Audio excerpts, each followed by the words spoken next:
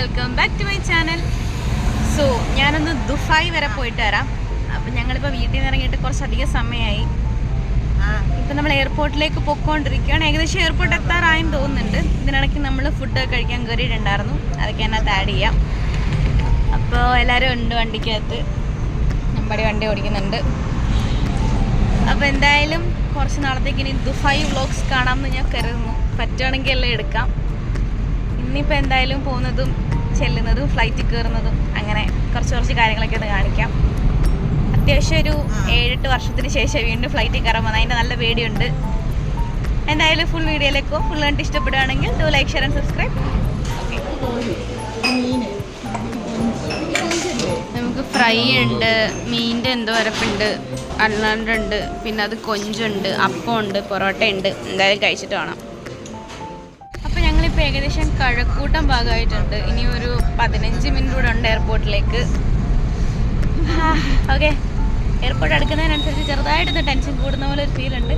പക്ഷെ കരയാതെ പിടിച്ചിരിക്കുന്നതാണ് നമ്മളുടെ ഏറ്റവും വലിയ ടാസ്ക്. അപ്പം നമ്മൾ ഏകദേശം എയർപോർട്ടിൽ എത്തിയിട്ടുണ്ട്. ഏത് എയർപോർട്ട്? ഓക്കെ, നമ്മളങ്ങനെ എയർപോർട്ടിലേക്ക് എത്തിയിരിക്കുകയാണ് ഗൈസ്. ഏത്? അപ്പം നമ്മൾ ടെർമിനൽ 1ലേക്കും 2ലേക്കും വാവ് അങ്ങനെ എത്തി മക്കളെ, എത്തി. നോക്ക് മക്കളെ, നോക്ക്.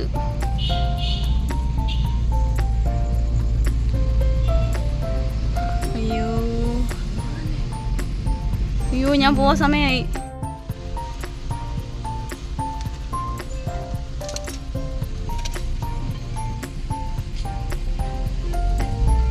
അപ്പം നമ്മൾ അങ്ങനെ അകത്ത് കയറി. അയ്യോ, നല്ല വിജനമായ റോഡ്, നല്ല വിതിറുമ്പിച്ച റോഡ്, നല്ല വിതിറുമ്പിച്ച റോഡ്.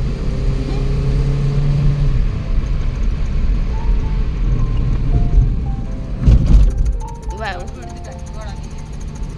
that's so nice. എന്താ കൃഷ്ണന്റെ ഒരു തുള്ളൽ.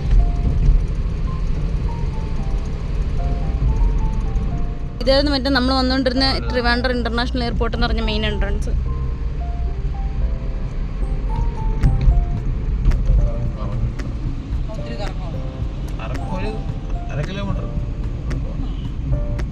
അങ്ങനെ ഇതാ നമ്മൾ തിരുവനന്തപുരം എയർപോർട്ടിനകത്തേക്ക് എത്തി. അയ്യോ, ടെൻഷൻ ഉണ്ടോ അമ്മേ? അല്ല, അമ്മയ്ക്ക് എന്താണ് ടെൻഷൻ?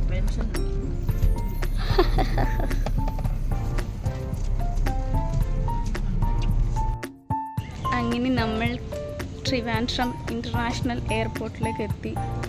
ഓ മൈ ഗോഡ്, ഇനി ഏതാനും നിമിഷങ്ങൾ മാത്രം എന്നൊക്കെ പറയുന്നതല്ലേ. കുറച്ച് ടൈമും കൂടി ബാക്കി.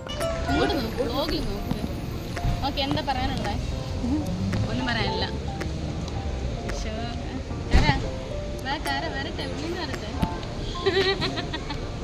ചിന്നിപ്പോ പൊട്ടും. അമ്മടി വാ.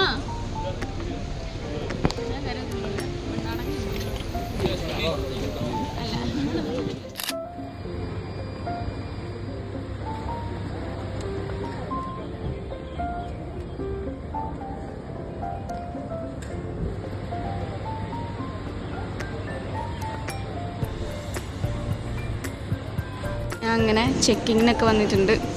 അമ്മേ, ആദ്യമായിട്ട് ഫസ്റ്റ് ടൈം. നല്ല ടെൻഷനുണ്ട്. എനിക്ക് 1.25 ഇൻഡിഗോയാണ് ഇത്. അപ്പോൾ എന്തായാലും ചെക്കിങ്ങൊക്കെ നടക്കട്ടെ. അങ്ങനെ നമ്മുടെ ചെക്കിനൊക്കെ ഏകദേശം കഴിഞ്ഞു. ഇനിയിപ്പോൾ ബാക്കി ബോർഡിങ് അങ്ങനെ എന്തൊക്കെയോ സാധനമുണ്ട്. നമ്മളടുത്ത് ബോർഡിങ്ങിന് എന്തോ വേണ്ടിയിട്ട് പോവാം.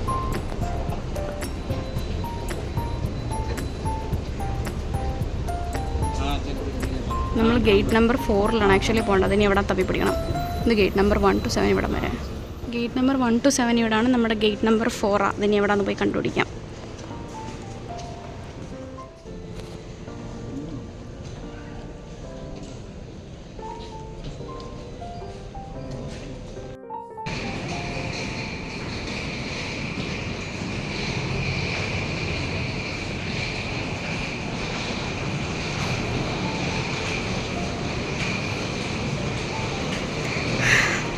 അങ്ങനെ നമ്മുടെ ഇമിഗ്രേഷൻ പ്രോസസ്സ് കാര്യങ്ങളെല്ലാം കഴിഞ്ഞു. കുറേ ടൈം അവിടെ വെയിറ്റ് ചെയ്ത് ഏകദേശം 1.5 മണിക്കൂർ.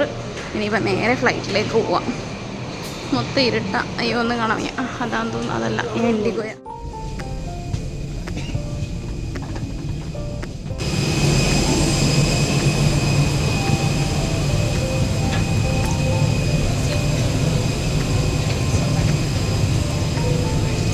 Hey. Jenny, the number is written over here. It would be in minutes. Okay. Thank you.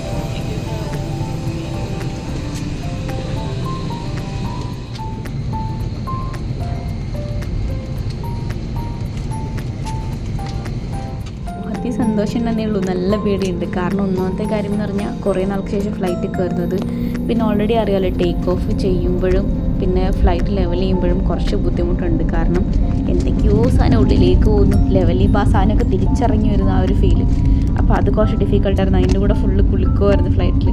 അപ്പോൾ ആ ഒരു ടൈമിൽ നല്ല പേടിയുണ്ടായിരുന്നു. പക്ഷെ അതൊക്കെ അഡ്ജസ്റ്റ് ചെയ്ത് കൂളായിട്ട് ഞാൻ ഇരുന്നു. കണ്ടില്ലേ എന്താ ആരെല്ലാം മുഖം കണ്ടാൽ പറയാം പേടിച്ച് വറച്ചായിരിക്കുന്നത്. പക്ഷെ ഞാൻ ഒട്ടും എക്സ്പ്രഷൻ വിടാണ്ട് കൂളായിട്ട് തന്നെ ഇരുന്നു.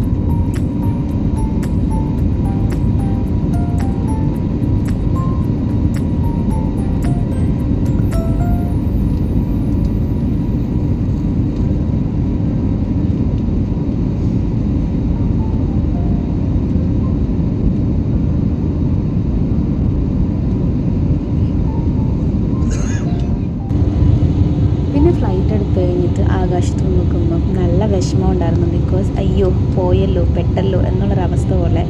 കാരണം നാട്ടിൽ നിന്ന് എന്തായാലും ഫ്ലൈറ്റ് പൊങ്ങിയെന്ന് മനസ്സിലായി. അപ്പോൾ അതിൻ്റെ കുറേ വിഷമം. അത് ഞാൻ കുറേ ടൈം ഉറങ്ങിയിട്ട് എത്തുന്നു എന്ന് പറയും. കുറച്ചധികം നേരം ഞാൻ ഉറങ്ങി. കാരണം നാട്ടിൽ നിന്ന് 1:30 കയറി ഫ്ലൈറ്റ് ദുബായിൽ ഏകദേശം 3:30 ആയപ്പോഴാണ് ലാൻഡ് ചെയ്യുന്നത്. അപ്പോൾ ആ ടൈം വരുന്ന സുഖമായിട്ടിരുന്ന് ഉറങ്ങി.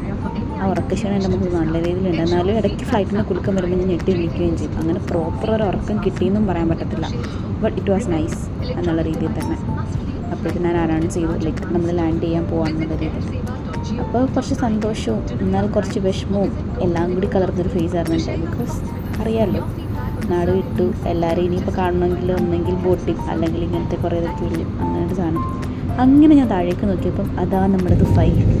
അപ്പോൾ ഏകദേശം ദുബായിൻ്റെ കറക്റ്റ് ടോപ്പിലെത്തിയിട്ടുണ്ടായിരുന്നു. പിന്നെ ഫ്ലൈറ്റ് ലാൻഡ് ചെയ്യുന്ന കുറേ സംഭവങ്ങളൊക്കെ ആയിരുന്നു.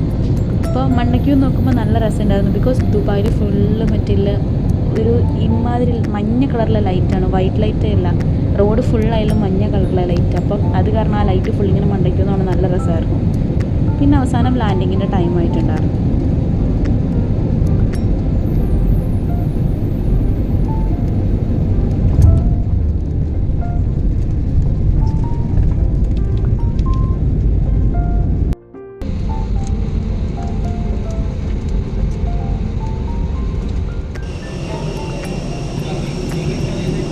ഇതാണ് നമ്മൾ വന്ന ഫ്ലൈറ്റ്.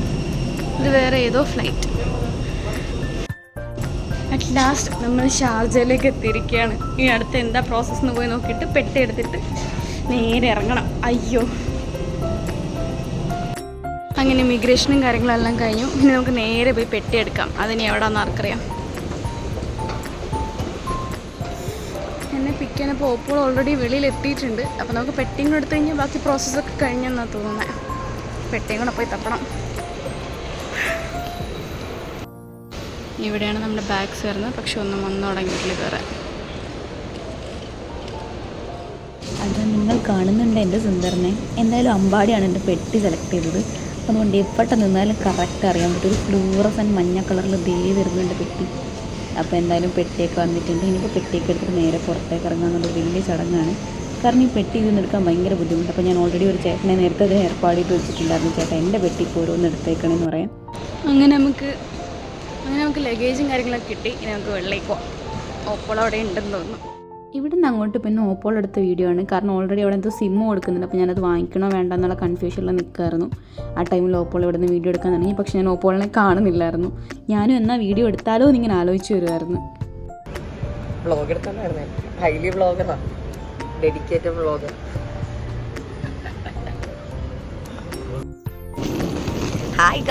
ഹായ് ഗായ്സ്, ഞാൻ അങ്ങനെ ദുബായിലെത്തി. ഇനി എൻ്റെ കൂടെ വളരെ ജീവിതം. അതെ അതെ അതെ. ചേട്ടൻ്റെ പേരെന്താ? ഗൗതം ചേട്ടൻ നമ്മളെ പിക്ക് ചെയ്യാൻ എത്തിയിട്ടുണ്ട്. ഈ പെരുന്നാളൊക്കെ 2 ദിവസം കഴിയുമ്പോൾ കാണാൻ മൊത്തം കരച്ചിലായിരിക്കും. ഇല്ല, അപ്പോൾ എനിക്ക് വേണ്ടി സെപ്പറേറ്റ് 2 പാക്കറ്റ് എക്സ്ട്രാ ടിഷ്യൂ വാങ്ങിച്ചിട്ടുണ്ടെന്ന് ഞാൻ അറിഞ്ഞു. കരഞ്ഞു തീർക്കാൻ ഡെഡിക്കേറ്റ് ചെയ്യുന്നത് വെളുപ്പാൻ കാലത്ത് 5 മണിയായി. ഞങ്ങൾ ഉറങ്ങിയിട്ടില്ല ആക്ച്വലി. ലിറ്ററലി ഞങ്ങൾ 2:30 കഴിഞ്ഞപ്പോഴാണ് കിടന്നത്. അടിപൊളി.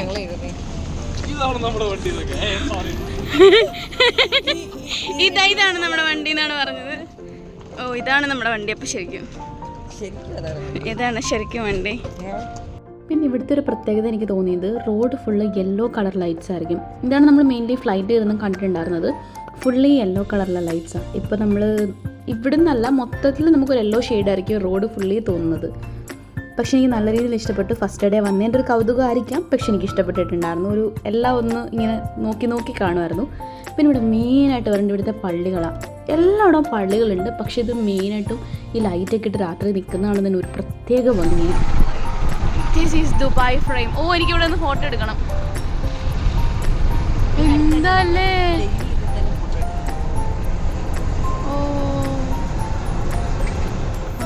കൊട്ടാരം. നമ്മൾ കൊട്ടാരത്തിലേക്ക് എത്തിയിരിക്കുകയാണ്. അങ്ങനെ ഞാൻ ദുബായിലെത്തി.